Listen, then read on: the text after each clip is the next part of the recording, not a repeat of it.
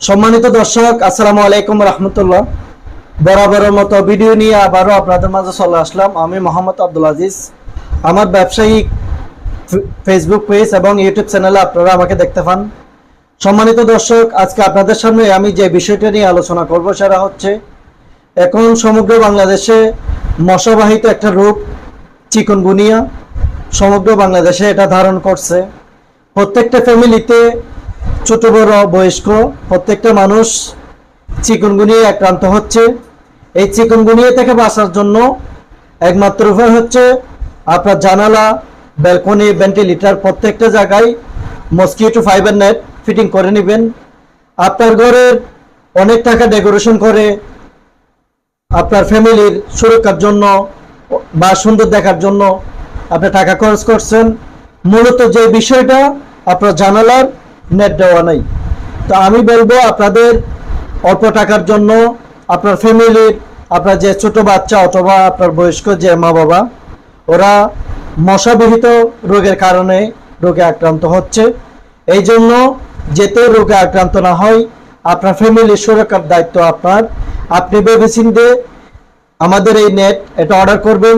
যদি অর্ডার করেন, আমাদের ফেসবুক পেজে যে নাম্বারটা দেওয়া আছে সরাসরি কল করে আপনারা আমাদের সাথে কথা বলতে পারবেন অথবা ইনবক্সে মেসেজ করতে পারবেন।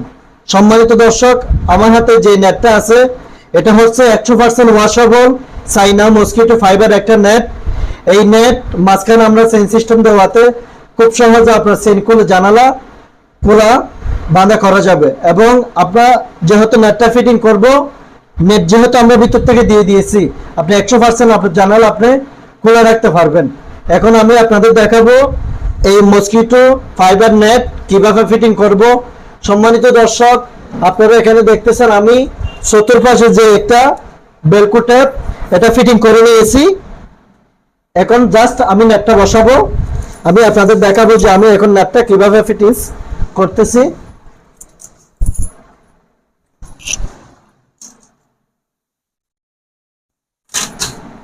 সম্মানিত দর্শক, এই নেটটা হচ্ছে 100% ওয়াশেবল একটা নেট।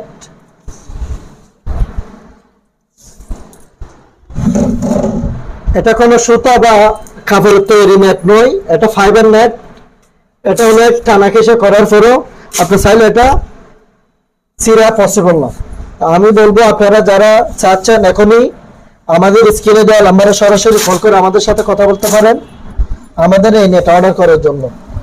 আমরা এই সার্ভিসটি ঢাকা সিটি এবং চট্টগ্রাম সিটি ভিতর যদি হয়ে থাকে আমরা